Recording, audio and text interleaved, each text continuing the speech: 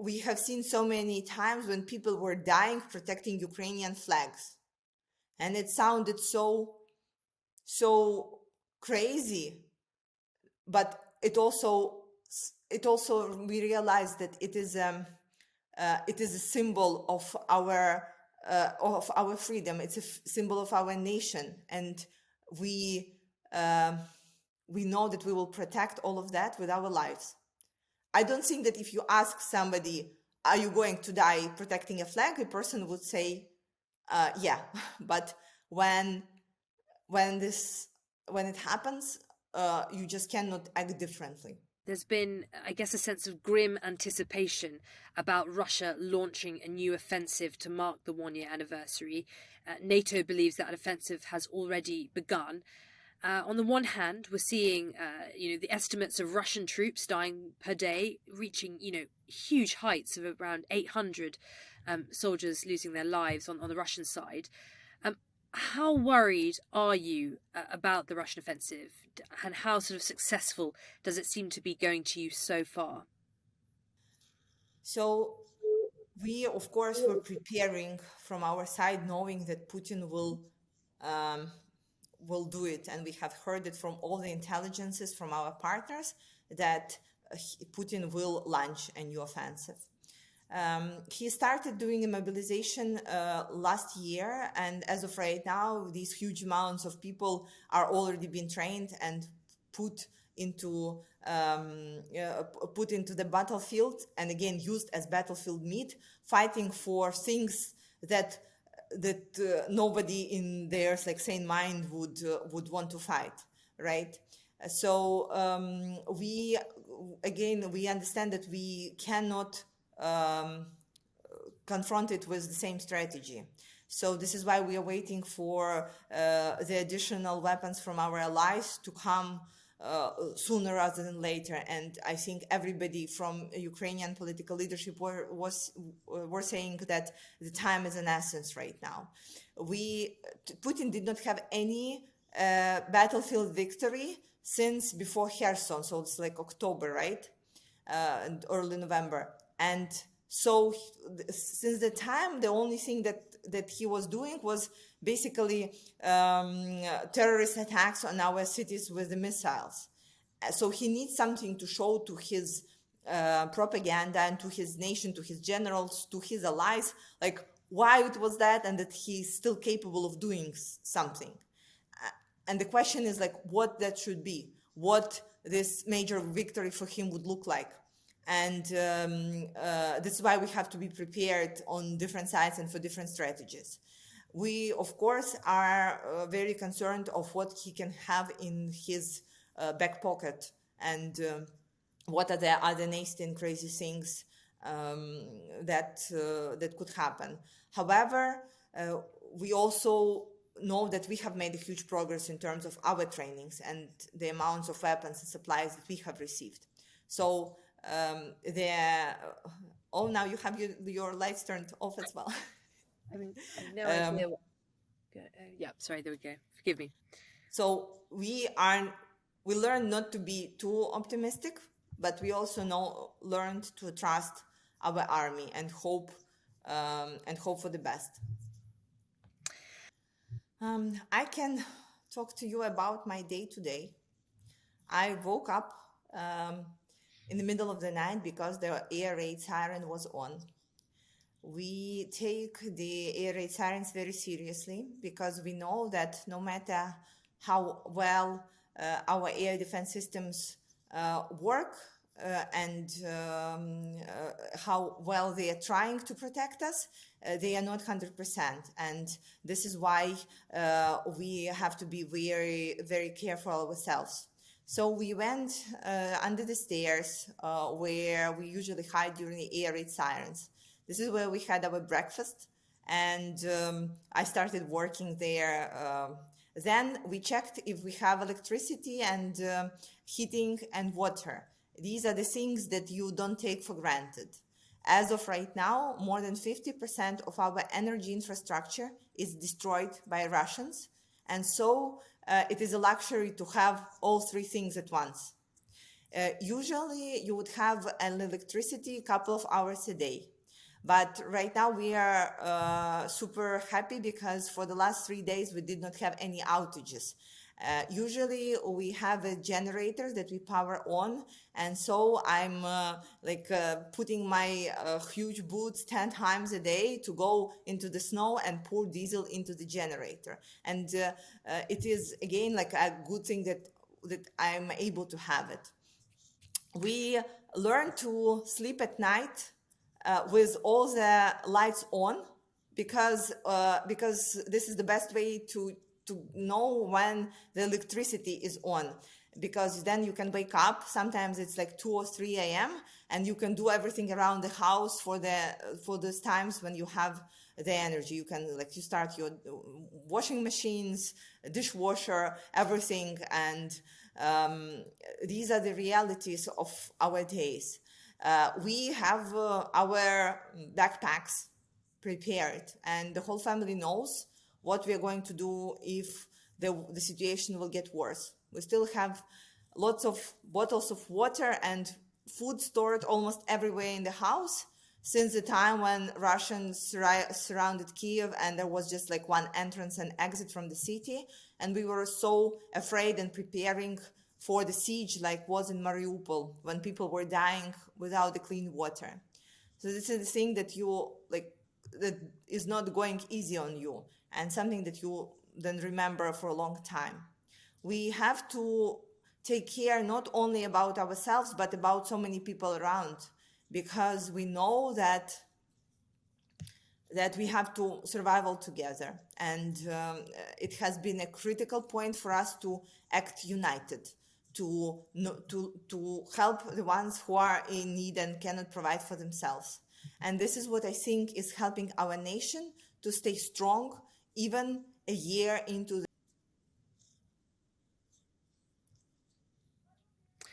Gosh, that's really remarkable to hear.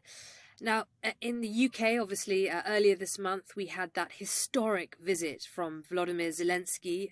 I count myself lucky to have been among the people present in Westminster Hall as he spoke to MPs, peers, to the nation. It was an incredibly powerful moment. Tell me, what did you make of his trip, not just to the UK, but to Europe as well? I wondered, were you happy that his plea for fast jets was met with an agreement to consider that? Or were you disappointed that he didn't receive a more concrete agreement to supply Ukraine with combat fighters? Well, first of all, the main goal of the trip that President has to the UK and then to European countries was to say thank you and show the appreciation of Ukrainian people. It was very important for us that we not only constantly ask for things that we need for our survival, but we also say how grateful we are, because we are indeed grateful for everything that we have received and all the support. Of course, we would have preferred that President would come back with, with the victory, saying, okay, we will have fighter jets. But what we also learned during this year is that no usually is just the start of the conversation. And we just need to push hard and to move forward with all our capacity on getting what we need. You see, we are asking for jets not because we like jets or we want jets. It's because for us, it's a matter of literally life or death. When I'm talking to you about sitting at the basement with the family, hearing the air raid sirens on, hearing the Iranian drones in the sky, it is we have such a huge territory that I do not think that we would have enough of the air defense systems to protect it all. And so having fighter jets adds this layer of security, saying less missiles will hit civilian buildings, will hit regular people, will kill people just because they exist. 3 weeks ago, probably you remember when a missile hit a building in Dnipro, killing 46 people. some of them in their beds. Well, this is something that we could have prevented if we had jets, because not everything is being covered by our air defense systems. And there would be more of those distractions because Russia still has lots of missiles and using different strategies. And we really, really, really need a way to protect ourselves. You know, it's super painful because on the day one and for probably 3 or 4 months into the war, we were asking to close the sky. And it was so scary because at that moment we did not have the advanced air defense systems, and many missiles hit their targets. And those targets were buildings. Like on New Year's, there was a missile hit that hit a building, like three buildings from where I live. And it's just so scary because you can be super brave, you can train, you can try to protect yourself, but there is absolutely nothing that you as a person can do against the huge piece of metal that is going from the sky to kill you and everything around you. And this is why we are asking for fighter jets. And this is why we are asking for all these systems in, because it's a matter not of the battlefield, it's a matter of us being able to sleep peacefully in our beds, something that we really, really miss. Well, that's a very powerful plea from you there too. Now, we've heard in recent days from Jens Stoltenberg, the Secretary General of NATO, talking about how Western nations have not been doing enough to ramp up manufacturing, first of ammunition, and secondly of spare parts. How concerned are you about that steadiness of supply of ammo and parts coming from the West?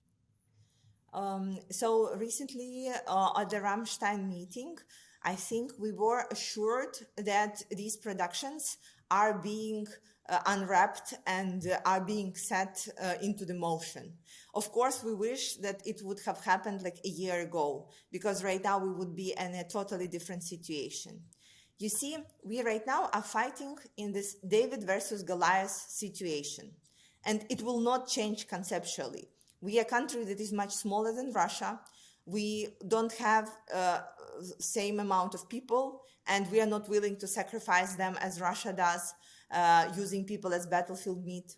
We are not having all these military productions, and to have a chance in this war, we have to be more creative, more motivated, more advanced, and we still have to have the supplies that we need. We have to decrease the amount of time that is being between the political statement that being usually done and everybody applauds and people are happy, and the moment when Ukrainian soldiers actually getting the weapons into his or her hands. And sometimes it takes 6 months. And the question, do we have 6 months? How many people do not survive through these 6 months? How many people would not survive until the tanks get into Ukraine? How many people will not survive until we get the fighter jets?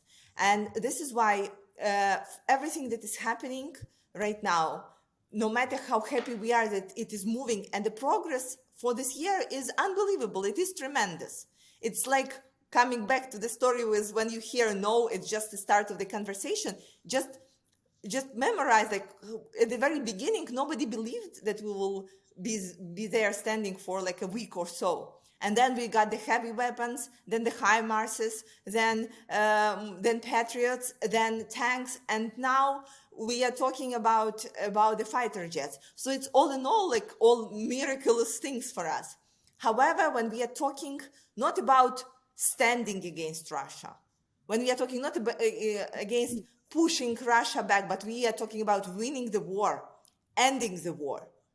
We need everybody to be fully committed.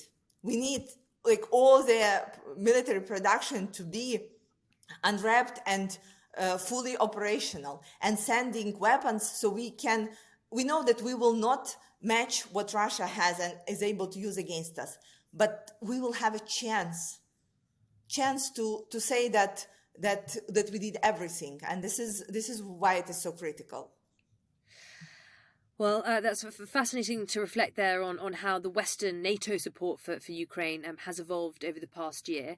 Can I take just a moment to ask you to reflect on how Ukraine has done? I mean, it has been, I think, a source of amazement and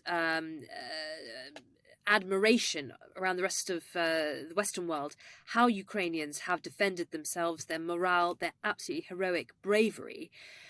Have you been, if you're being honest, surprised in any sense at how your countrymen and women have stood up and defended themselves? You know, our story, same as President Zelensky's story, as it's our country's story, our nation's story, is you are more than the world expects of you, and you are more and capable of more than you expect from you. And I think this is the source of the admiration, the belief that we are all capable of much more than we believe we are. You know, I think we did not realize what we will have to face, and we did not realize ourselves how things or the words or the concepts like of freedom, of Euro integration, rule of law, ability to define your own future were important. You know, at the very beginning of the full-scale invasion, we have seen so many times when people were dying protecting Ukrainian flags, and it sounded so crazy, but it also we realized that it is a symbol of our freedom. It's a symbol of our nation, and we know that we will protect all of that with our lives. I don't think that if you ask somebody, are you going to die protecting a flag, a person would say, yeah. But when it happens, you just cannot act differently. It was fascinating to hear. We've talked a bit about what Ukraine wants from the West in terms of fast jets. Is there anything else you want to see from the West? What would be your message to the British government today in terms of any additional support it could give Ukraine? One of the key things that we need to do is to make sure that we are setting proper procedures and actions in place. Not only that Russia would not attack again after Ukraine wins, but that the rest of the tyrants that are watching right now, they're watching very, very precisely, very accurately of how the Western democracies react. So we need to take stance on certain items. And the first is confiscating Russian assets for the sake of Ukraine. So before the war, Putin has put $500 billion in different banks of democratic countries, and these money are being protected by the sovereign immunity. So for Putin, who is breaking all the international laws, he still is using the sovereign immunity in the countries like US, Canada, UK, and European countries. We want to leave this immunity and make sure that the money are being used to cover for the expenses that for Ukraine, or being sent to Ukraine for the rebuild or continue fighting. I think it's completely unfair, the fact that people who are supporting us, like British people, like people, Americans and Canadians, and they have to pay out of pocket with their taxes to support us right now. Though Putin is still able to have his money frozen but not confiscated in the banks. There has been already progress in that, and Canada and United States have passed the legislation to use oligarchs' money, Russian oligarchs, to support Ukraine. And there has been already a couple of steps done. So Canada have seized Abramovich's $26 million, and US have seized Malofeyev's $5 million. There is a bill in the UK Parliament that calls for lifting the sovereign immunity and calls for using oligarchs' frozen assets to cover for the expenses that the UK government has for Ukraine, and also to support my country. We need this to happen because this is logical, this is fair and the right thing to do. Yes, let's see where that goes. One thing I would warn you is that the bill that has entered the UK Parliament is a private member's bill. It's not led by the government, so it's not as certain to pass. But you're right, it's a debate that's certainly happening in Westminster. So I can tell you of the recent Prime Minister, previous two Prime Ministers have publicly committed that they would support and that their party would support the bill. We're not able to ask Rishi Sunak just yet if he is going to back it. But I think, and I do want to hope, that he would want the UK, first of all, to follow the lead of Canada and United States in terms of the oligarchs' money, but also would want UK to take leadership in lifting the sovereign immunity. Because UK has been a leader and has proven to be a leader of the democracies in supporting Ukraine in so many ways. So this is one of the ways that it can happen, and we will be really pushing and asking for it. Understood. You spoke a little earlier about what your day-to-day life is like as a civilian, as a citizen. Can I ask you how politics in Ukraine has evolved over the past year? How is it different to peacetime? How are decisions being made during the war? So it will be almost a year in since the time when we, as parliamentarians, gathered in Ukrainian parliament to vote for the martial law. Just 2 hours since the bombardment of Kiev and other Ukrainian cities started. I remember how emotional it was and how scared all of us were when for 10 minutes we got into the chambers of the parliament to vote for the martial law to start and to call for all the support in all countries in the world to help us not be defeated at that moment. For the 10 minutes that we were in the chambers on that day one, we were holding hands and singing Ukrainian anthem because we wanted to show Ukrainian people that we did not flee as well, that we are standing and we will be protecting our country by whatever means that we have. And at that moment, we also made a vow between political parties and the political party leaders that for as long as it takes, and no matter how painful it would be, we will stay united. We will act as Team Ukraine, not as a politicians, and we will try to keep all our arguments behind the scenes and work together to get the freedom. And right now, a year in, no matter how painful it was, and I can tell you, politicians are not regularly people who get along together really well, right?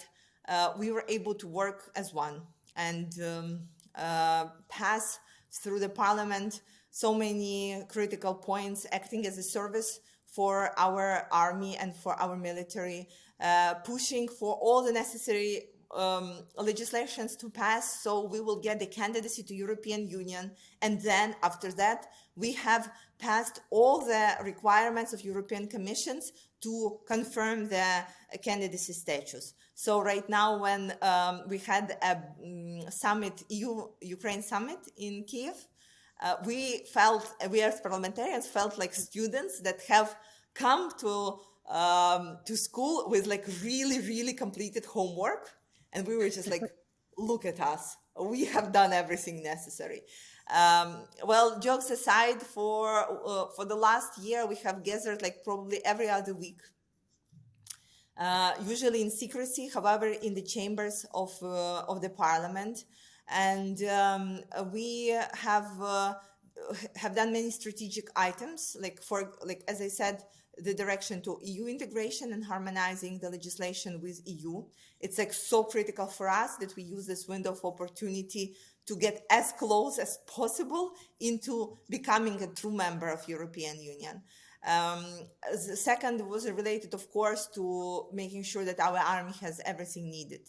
The third direction that we worked on was and working on is making sure that the international support is getting in and people are able to get out and still operate as citizens. And of course, the final item is fighting against Russian influence, any potential treasony, and making sure that right now we clean up everything possible and impossible, so that Russians would never be able to say that we have the common past and this is why we have to have a common future. Well, that is fascinating to hear. On the anniversary itself, February the 24th, there's going to be a big debate on Ukraine and the Russian war at the UN in New York. What do you want to hear out of that? And is it something that you and your colleagues pay attention to, or does it feel more like a talking shop? We were really disappointed with the inability of the United Nations to take actions during the last year.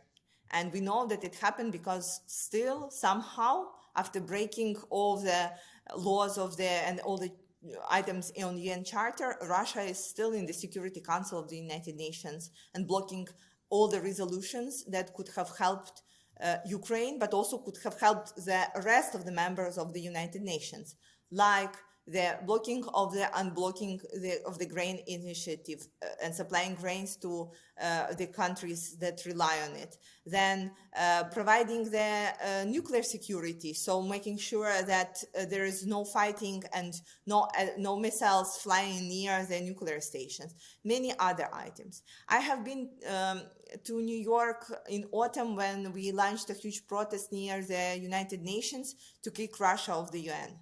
I think that the organization, once it becomes inoperable and has not real strategy of how to move forward and take an action, needs to take real stances on the values that it have been built on. So basically, UN was supposed to prevent the wars from happening and sustain peace. Well, what are the actions when the rules are being broken? And right now we just are hearing the discussions, the concerns, and Russia keeps lying, saying that it's not them, or whatever they're saying is there. So the question would be to all the countries that are in the United Nations right now, are you going to do the right thing? Or are you going still to sit there and listen? And if that, we should not be expecting much from the United Nations and ask for it to be reformed into something that will actually be able to stand against the charter, the rules, and most important, the values that it has been for.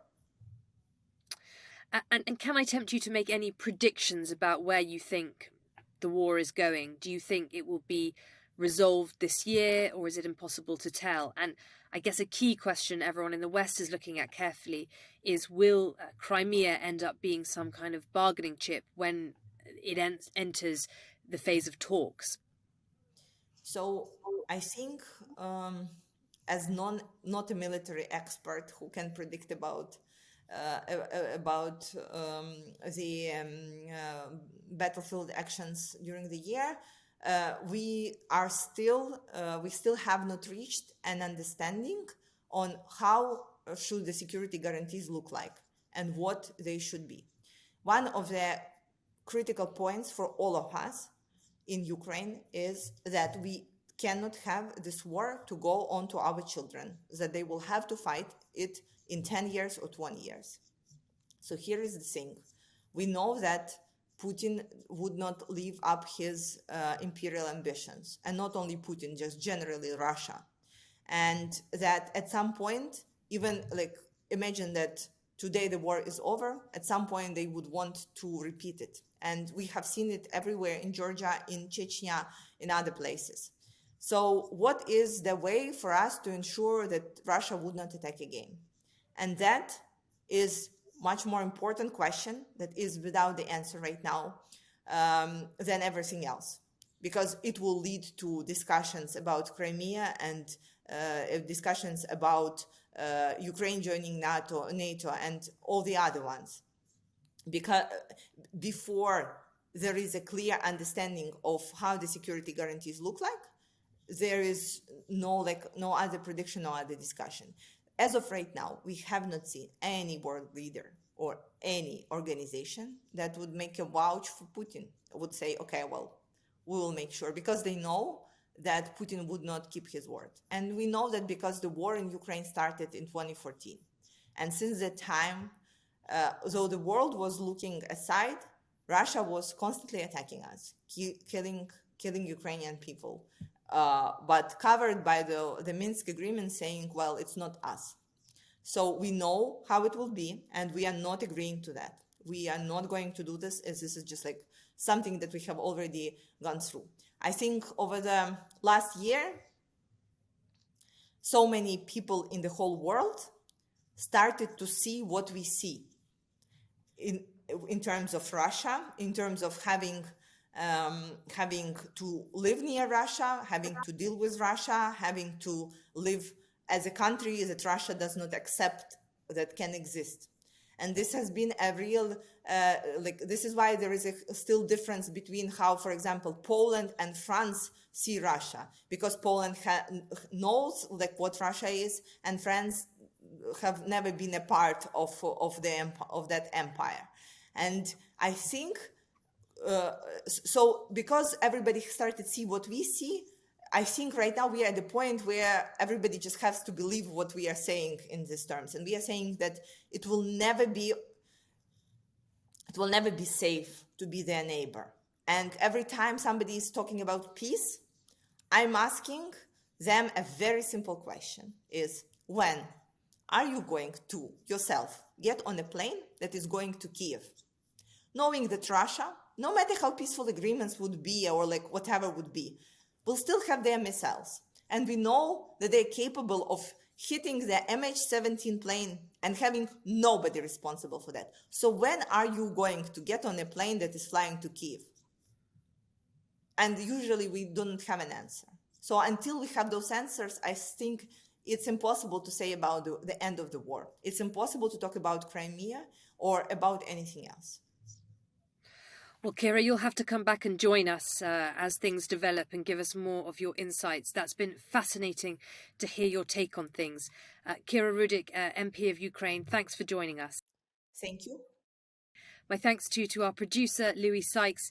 You've been watching Frontline with Lucy Fisher for Times Radio.